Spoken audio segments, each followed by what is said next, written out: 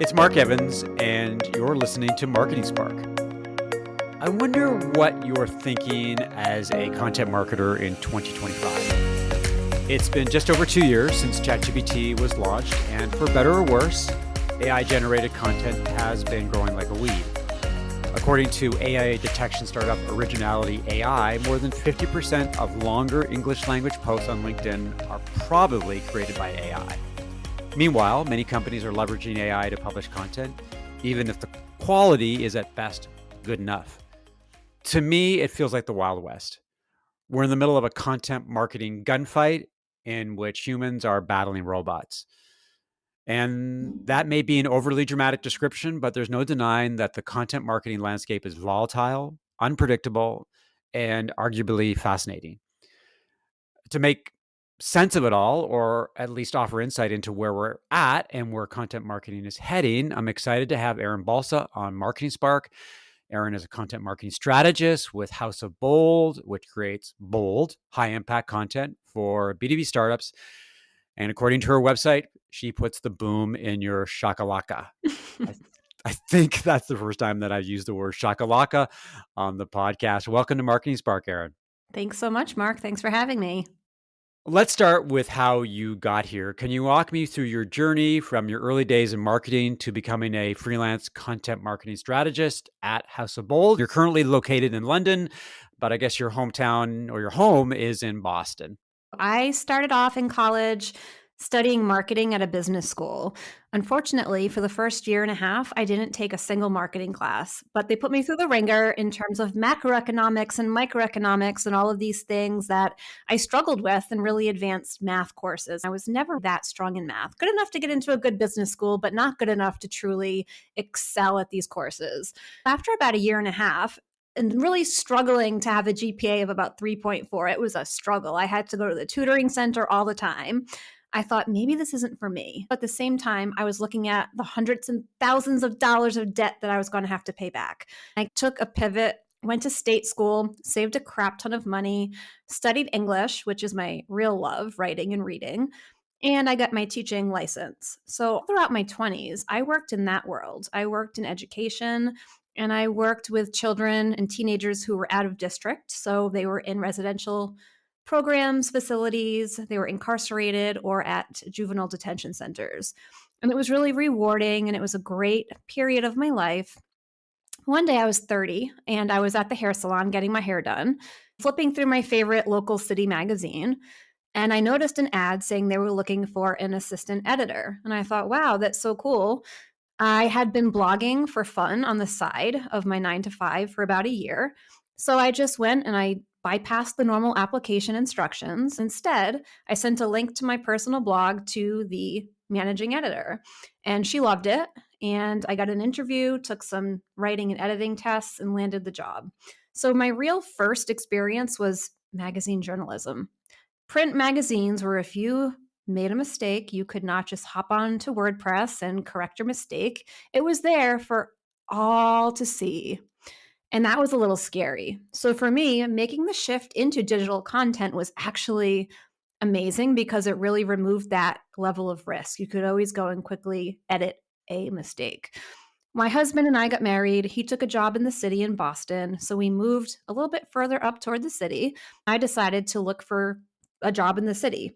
Prior to this, I was living in Providence, which is about an hour commute from Boston. So I started searching for jobs as an editor. And I found something that said a section editor at a content marketing agency in Boston. So I said, I don't really know much of anything about content marketing, but I've managed people before all throughout my 20s. And I'm an editor. So why don't I just apply?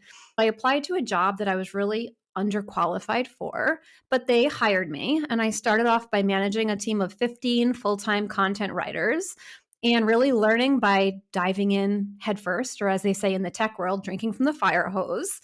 And I had very little training. I just had to figure it out as I went. Turns out I loved content marketing, and my story really starts from there.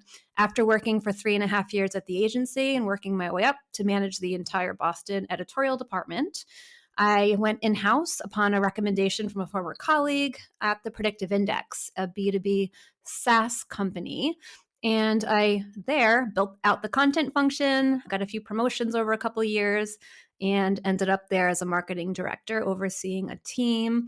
I think it was about 12 people by the time I left. It was editorial, which means all the writing that's done for the whole company, as well as video production, graphic design, and digital learning. So when I talk about content marketing, I'm not just talking about blog posts. I'm talking a much more holistic experience, everything from podcasts and videos. At the Predictive Index, we even did a documentary film, and we released it to people that we invited to attend a documentary premiere. That's an important point too. When people think of content, I always say, just don't think of the blog. That's just one tiny sliver.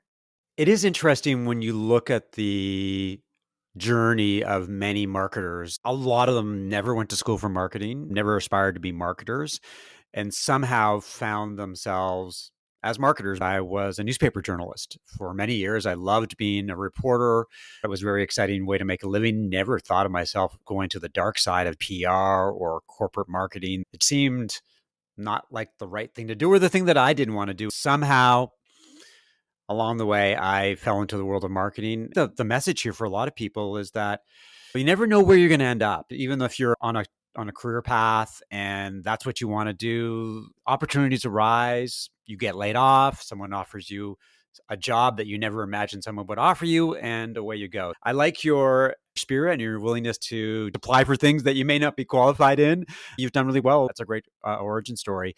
Wanted to get back to the world of content marketing in 2025. Interested in getting your perspective on the content marketing landscape. AI is everywhere. The number of apps that promise to make writing easy and create content at scale is endless. I'd love to know how AI has changed, or for that matter, has not changed the way that you approach content creation strategically and tactically. And where do you see the biggest opportunities or pitfalls for marketers? That's a loaded question. We can unpack this, but I wanted to get your personal take on content creation and how marketers should be thinking about content these days. That's a huge loaded question. Before AI tools helped anyone and their mother create content, we had a small kind of bottom of the barrel of people who called themselves content writers, who created really low budget, awful content. But now that's happening at scale because people who don't even want to invest the time can just use AI and they can do it faster. What that means for editorial and articles and things like that, and social posts, and even comments on LinkedIn. People are using AI to leave comments on LinkedIn right now, never mind LinkedIn posts and blogs and all that. The biggest thing that I'm seeing is there's even more really mediocre, meh kind of content that doesn't get your attention or make you want to interact with it or have any conversations. It doesn't spark any conversations. It doesn't have a soul. So there's a lot of soulless content out there. And I think because of that, people are really going to be more and more hungry for content that helps them trust that it was made by a human, because nobody wants to fucking interact with content made by AI. I don't want to read it. I don't want to look at comments from it. I don't want to go on to Meta in the metaverse and see some fake profile from some fake guy saying, hi, I'm a mom of two and I like to jog and bake cookies. Shut up. I don't care about that. That shit scares the hell out of me, if I'm being honest.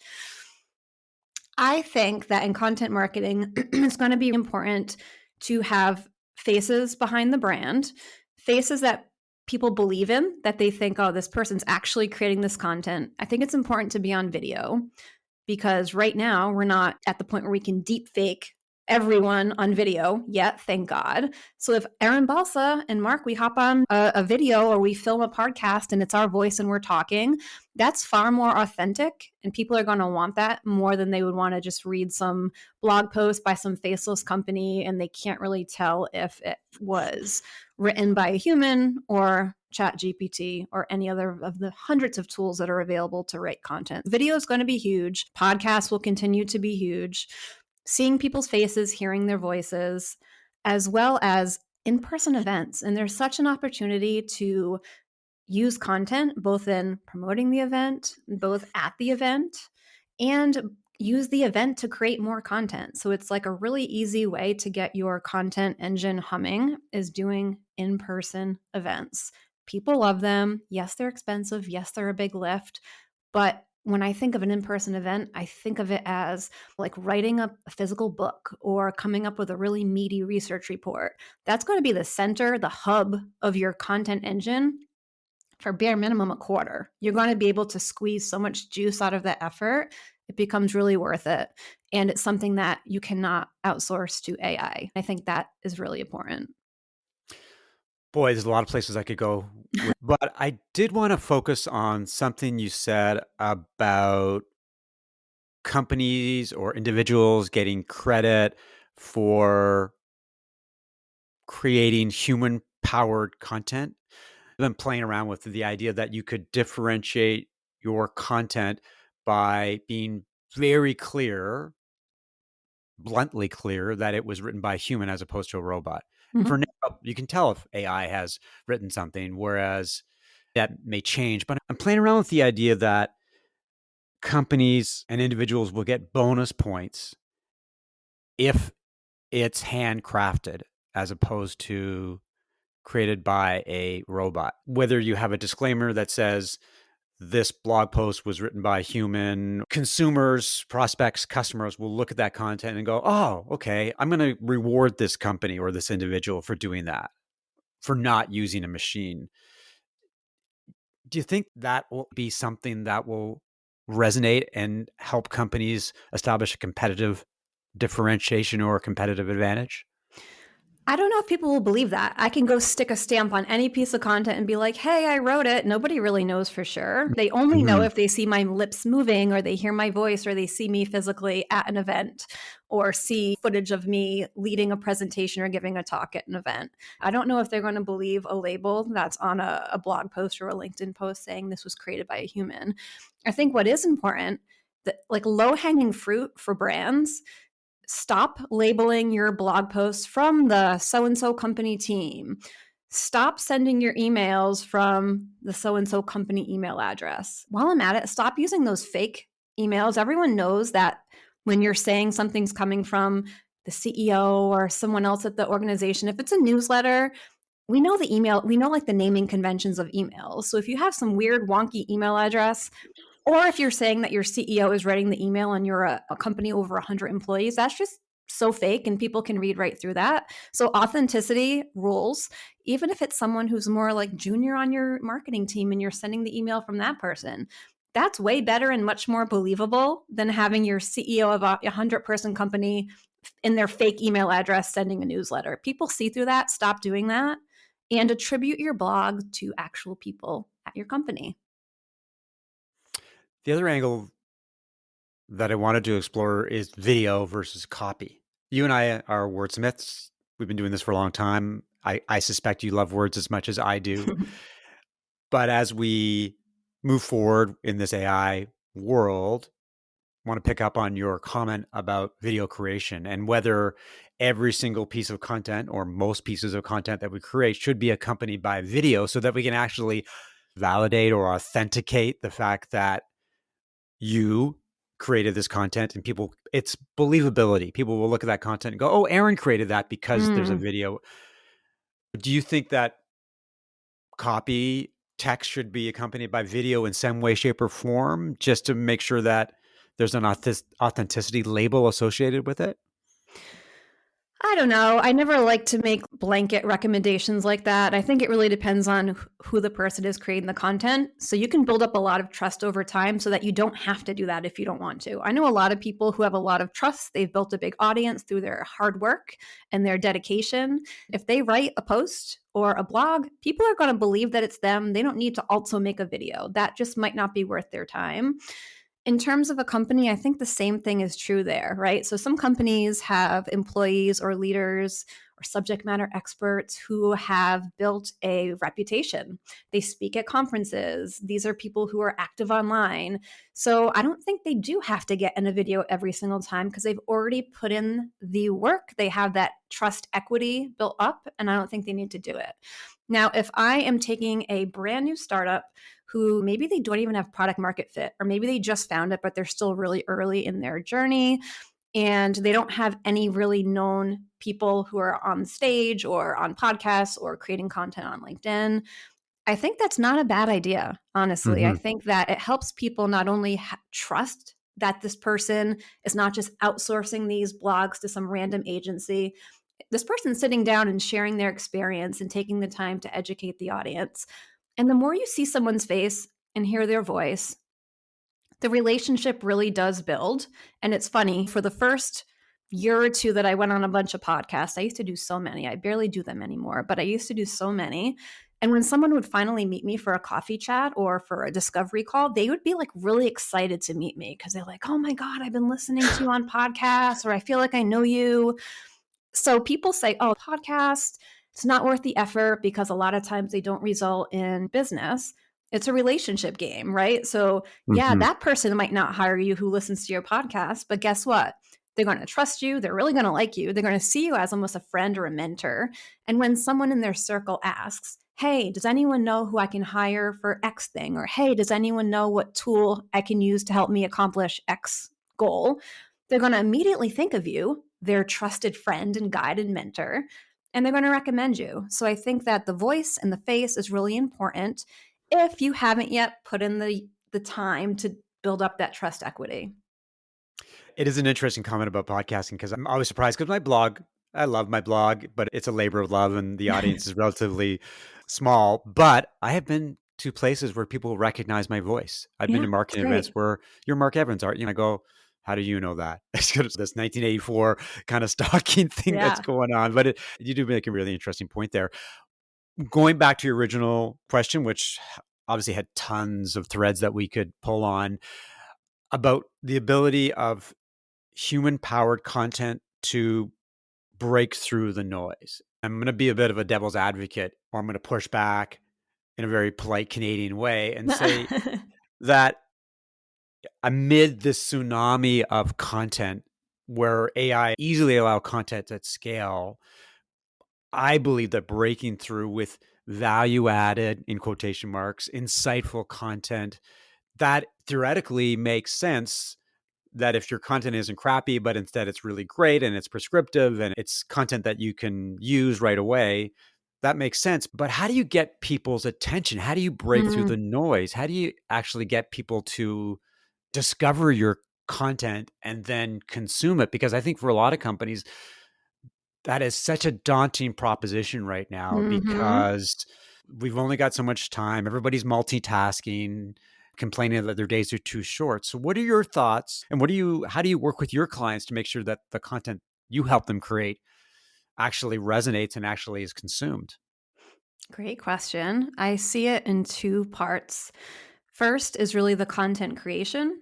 Make sure you're creating bold content that people cannot ignore. And then the second piece is make sure you're getting it in front of them where they're hanging out. So when I think about bold content, for me, bold content has 5 characteristics. First, it's original, and that's important, right? Yeah, you just made the point. Yeah, really well written. I forget exactly how you worded it, but ultimately, yes, it's well researched, it's well written, it's good content. I'll use the word prescriptive, right? It's prescriptive, so it's helpful. That's great. That's, for me, table stakes should be helpful. And a long time ago, that was enough because there wasn't as much content available as there is today. So now that there is a huge number of content pieces on any given topic under the sun. So if I want to teach people how to write a thought leadership article, I can't just go and tell them a prescriptive way to write a thought leadership article because that's been done. It's been done really well and in depth by many different brands and subject matter experts and thought leaders, right? So, what I need to do is be original. I need to package my information in a new way. And I think that's really important. Originality can also come from an original point of view, which some companies have a strategic narrative. I personally help companies either come up with or refine their strategic narrative so that they have a bold point of view. And then we use that to make a narrative led content strategy, which means we're not just picking random topics based on what the keyword tool tells us our audience is searching for. We're creating a cohesive story, content piece by content piece, so that over time, someone will learn about these topics and they'll get answers to their questions, but they will get that through our unique original lens because we have a point of view on this topic and this thing that we help people achieve. That's really important. The second piece after original for bold content, so proven, right? It's great to have a strong, bold point of view and have a really strong, bold strategic narrative. But if you can't back it up with proof, it's just hot air. So there's a few different ways that we can have proof in our content. One is proprietary data and data storytelling. Mhm. So I might help my client build a research report. Maybe we'll pull data from their product usage, or maybe we'll survey an audience and then we will stand up a report, and then that will give legs to our point of view. Because if we're saying we believe that Rubik's Cubes should be not plastic, they should be metal. And that's our point of view because we feel that way because we sell metal fabrication. Okay, cool. But why? Give me proof. So now I'm going to be able to say, we talked to 5,000 children ages 10 through 18, and they told us that they have a hard time with this plastic or whatever the story is. We have data to now support our bold point of view. That was a crazy example. If you're listening, I'm holding a Rubik's Cube, which just happened to be next to me on the desk. I have children. So after original and proven, it has to be authentic. You got to be yourself, right? So if you're an individual, just don't always try to self-edit, right? So just be you. If you're corny, let a corny joke fly. If you're a company, I think it's really important to make sure your content emphasizes the essence of your brand. That means you're not stuffy because you're not in real life, right? Be the you that your happiest customers see. Be the you that your best partners see. Be the you that your most highly engaged long-term employees see. That's what your content should communicate. We've all worked in-house. We've had a Slack channel where we support each other, or we share pictures of our cats or our dogs or our kids or whatever it is. What's the personality of the people in the organization? Like, how can we make sure that life and that feeling and that energy comes through your content? Because a lot of times content's super flat, super boring, super corporate. And I Mhm. don't really know many humans or workplaces that are really like that. So I think that the content really needs to be authentic to who the brand is in real life. The next piece is content should be novel. And you just asked me, how do we cut through the noise? Originality helps, authenticity helps, but novel is just finding ways to surprise and delight your audience. It could be something as simple as, let me think, an interactive page where they get to see something coming at them in 3D and they get to click a button and take a quiz and interact in a new way that they haven't seen before. That's a good example. I have a ton of examples that I've shared in my email newsletter. There are brands that are doing this kind of stuff. I know Shopify recently did a product update, and instead of just sending a really boring vanilla email like most companies do, they made a whole experience where there was like a TV channels and you could choose to change the channel and learn all about these different product updates. It was super cool and creative and Mhm. novel. And then the last piece is the most table stakes piece, relevant. So, of course, you can say whatever you want to say, but if nobody cares, nobody's going to listen, no matter how flashy or original or novel it is, they have to care. So, the relevance piece is also important. So, to come back to your original question, how can we get people to care and how can the business make money with content marketing? First, you got to create bold content. And that's my 5 pillars for what I define as bold. And then, second, you got to make sure people see it. So you can't just press publish on your blog and like hope people come running. I think one of the best ways to distribute content nowadays is social media, YouTube, depending on the business, and more importantly, other people. So partner with other friendly companies. So companies that sell into the same audience, but sell a non competing product. I think it's really great to do a lot of co marketing with them. And I am also big on influencer marketing, so long as it's not a transactional relationship, because people can see right through that. Partner with someone who actually uses your product and do a long-term partnership. So bring them on as an actual partner and not just someone that you're paying $1,000 to talk once about your brand. The distribution part is really interesting because it's easy, relatively speaking, to create content whether you're using AI or it's handcrafted. And then if you listen to people like Justin Welsh or Ross Simmons, who says, create once, distribute forever. Sounds great, guys. It sounds like that's basically marketing 101. Of course, you want to distribute it as widely as possible. One idea is that maybe where AI could be really impactful for marketers is the distribution side as opposed to creation. Yes, you can use AI to create content, but there's a lot of work involved to distribute it, Yeah, for to sure. package it for different platforms, to say, I've got a blog post, I'm going to put it on YouTube and Reddit and Instagram and LinkedIn and X and Blue Sky. But that's a lot of work. That's a lot of manual work. Any thoughts about we could use AI to do that kind of thing? Maybe before you answer that question, maybe go back to the fundamentals of distribution. It's great to put content in lots of different places, but how do you get people to see it, discover it, consume it? The AI question, I have not used it for distribution myself, so I can't speak to any personal experiences. However, I have seen some interesting articles and newsletters from people who have these new suggestions on new ways to use AI. The most recent one I read was by Andy Crestodina, who's over at Orbit, and it was called like the Library, and it was like 20 or so AI prompts to use AI in all different use cases for content marketing. I believe a few were for distribution. The one that stood out to me, and I actually can't remember if it was in Andy's article or it was in a newsletter called by Emily Kramer, but it was an interesting use case. And it was saying you could plug in this AI tool, and what it would do is it would go through your sales calls and listen to the questions that prospects are asking on sales calls. Then it goes through your content library and then it finds content gaps and it says, hey, a lot of people have been asking about this question. You don't currently have any content on this topic. So I think that, I know that's not distribution, that's creation, but that's one of the most helpful ones that I've seen in terms of a prompt. If you can go and set that up, that's great. It's going to remove the manual work there.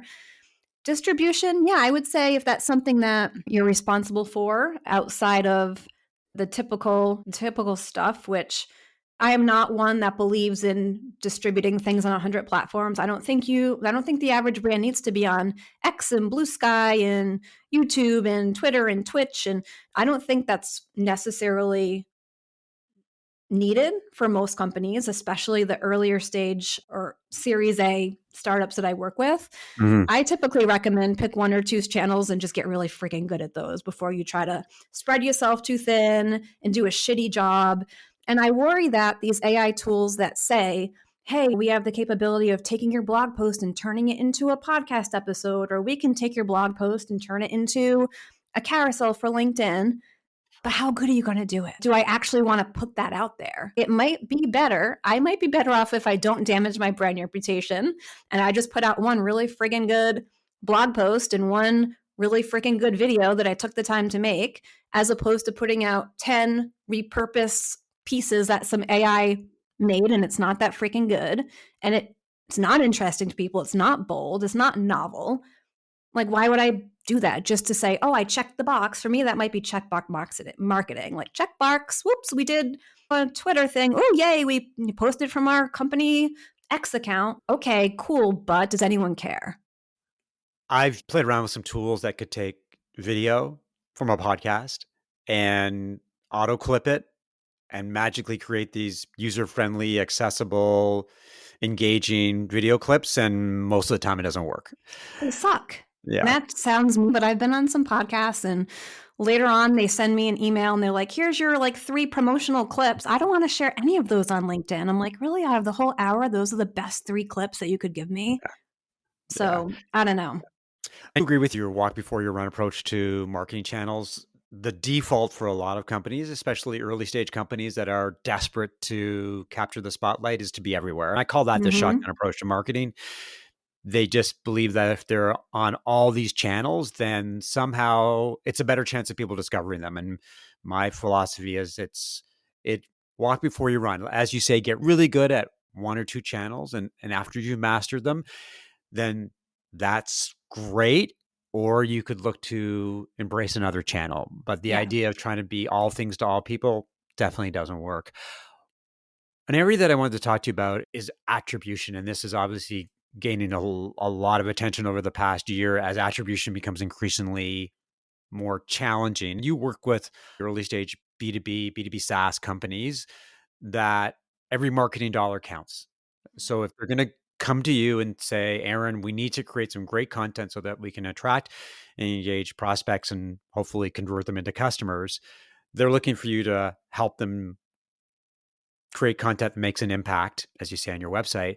But how do Mhm. you measure your success, and how do brands measure the success of content marketing? Obviously, there's different goals that you could have. Some of it's brand awareness, some of that is multiple touches, high engagement. But when you're talking to prospects and clients and they ask you, how do I tell if what I'm doing with you is actually working and I'm getting my money's worth? What is Mhm. the answer? And I know it's different ways to approach that, but what do you tell them in terms of ROI? When I think of how we started off with content marketing and how I started off, it was all about increasing traffic, increasing the amount of keywords, increasing the amount of people who make it to your site and then click a button to download an ebook. And that's great. And those can be good signals that what you're doing is working. But I think that at the end of the day, what really is important is if you're driving product signups, if you're getting people to not only make it through your free product, but are you helping use content in the product journey so that they don't just churn after their free trial, but they actually become a paying customer? People think that content a lot of times is just getting people to click a button, subscribe to an email. Great, my job's done. Someone else will handle the rest. I don't think that way. I think about how content can be inserted at all different points of the journey. Again, I work with a lot of sales led companies, and sometimes they have a hybrid motion. They might have a free trial or a freemium product, but they almost always have a sales team. And again, a lot of people think content's job is to get them to request a demo. And that's a huge part of content's job for sure. That's one of the huge metrics that I look at. I look at if we are increasing the amount of high intent hand raiser leads. When I start working with a company, I'll say, how many people are raising their hand every month, quarter to talk to sales? Okay, cool. So now we're going to be tracking that over time and we're going to be attributing it to these different content marketing campaigns. But after that, then what? So, yeah, sales, they're awesome. But how can content support sales so that sales is even more successful? What kind of sales enablement can we do? Mhm. And that's important too. So, I'm going to try to look at high intent hand raiser leads. How many are we getting? Is that number increasing? And then also revenue that content either contributed to as part of the sales cycle or if it was the first touch. A lot of people say, oh, it doesn't count if it wasn't the first touch or the last touch. I disagree. I think that people interact with so many different touch points across the journey that it does matter if they're interacting with your content. I remember one story we had at my last company, we had set up really sophisticated multi-touch attribution. We could see an entire user journey. And I remember seeing somebody had originally, I don't know, I think they said like social media. It's probably content because they probably saw some sort of content on social media, but we'll say social media. And then what they ended up doing was reading some blog posts, and then they ended up downloading an ebook, and then they ended up downloading a report. And then they just went away and we didn't hear from them for months. Then we had created another, I think, report and we placed an ad, like a retargeting ad. The person got the report served up to them while they were browsing. They clicked on the report. Then they saw a CTA in the report to interact with our new interactive learning center. And they created an account in our learning center. They took 3 courses and then they raised their hand to talk to sales. You could target that. You could tag so many different things. You could give credit if it was first touch just to social media. Mhm. But without content, what is social media even talking about? Without a strategic narrative or a bold point of view, what are they even talking about? You could give some of the credit to the ad because obviously that retargeted them. It helped get in front of them. And you should give some credit to the ad and to social media. But you definitely got to give credit to the content marketing campaign. And it wasn't just one campaign, it was several, right? So there was 2 different reports. There was that interactive learning center. There were the courses, which is digital learning. I think it's really important to understand what's working and not to get too obsessed over who owns the credit, because it's really a team effort and different pieces need to work together, and you should all be celebrating your success together. There's lots of different ways to, as they say, to skin a cat, and lots of different ways that you can measure the success of your content marketing. I started this podcast by asking you a loaded question, and it's only appropriate that I would end the podcast with another loaded question, and that would be to look into your crystal ball and envision what 2025 looks like for content marketing. The AI models will evolve and get better. More and more companies will experiment with AI. More startups will emerge, offering the latest things in sliced bread to create and distribute content.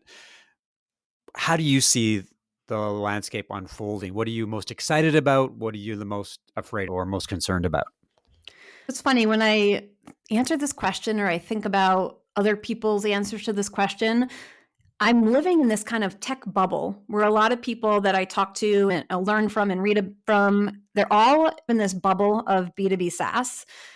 And in many cases, we are far ahead of some of the other more traditional industries. I'm not going to call anyone out by name, but there are other industries who are still gating their case studies in 2025. I don't want to say that everyone is going to be creating episodic video content native for social media, or everyone's going to be creating more zero-click content so that people aren't always having to go back to the website or clicking a link to read content, because that, I think, is a very SaaS forward thing. I think those of us who do work in SaaS and tech, yeah, we are going to be doing more of that, because that's what a lot of the conversations are about. Whenever some people are leading the charge, others will always follow. So I do expect to see more of that in our bubble.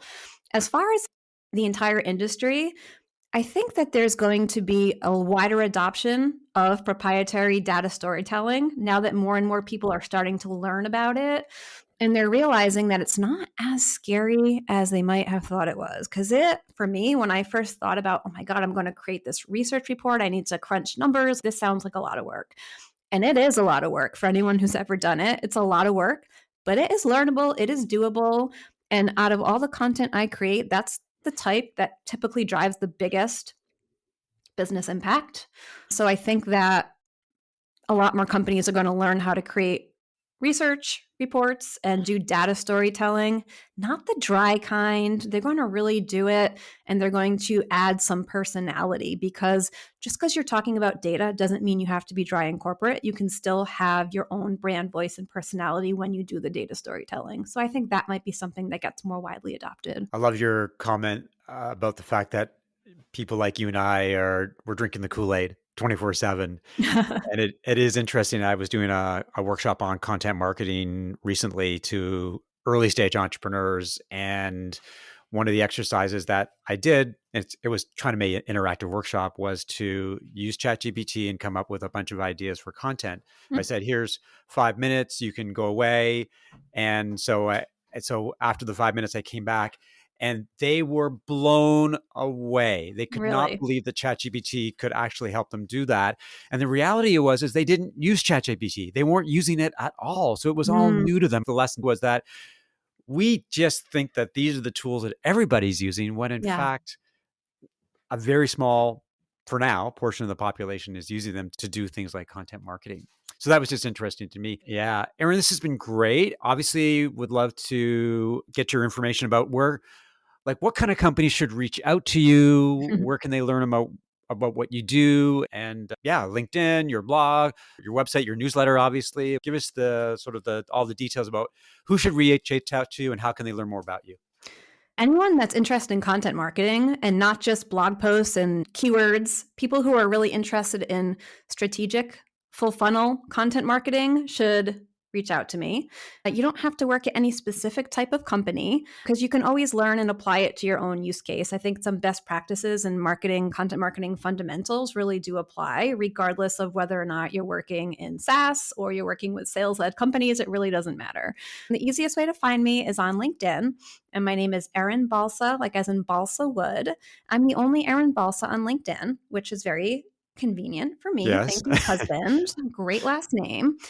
And I have a website called houseofbold.com, but I'm actually currently building out a whole new site to go along with my brand new flagship one-to-one consulting offer, which will be at blandtobold.co. And I will have a one-on-one consulting offer there. I will also have some courses there, including a free 5-day email course called Bland to Bold, where people can learn about my bold content framework. Thanks, Erin. And thanks to everyone for listening to another episode of Marketing Spark. If you enjoyed the conversation, rate it, subscribe via Apple Podcasts, Spotify, or your favorite podcast app, and share via social media. If you're a B2B or SaaS company with $1 million to $10 million in revenue and you're looking to jumpstart your marketing, we should definitely talk about how I can help you as a fractional CMO and strategic advisor. Reach out via email, mark@markevans.ca, connect with me on LinkedIn, or visit marketingspark.co. I'll talk to you soon.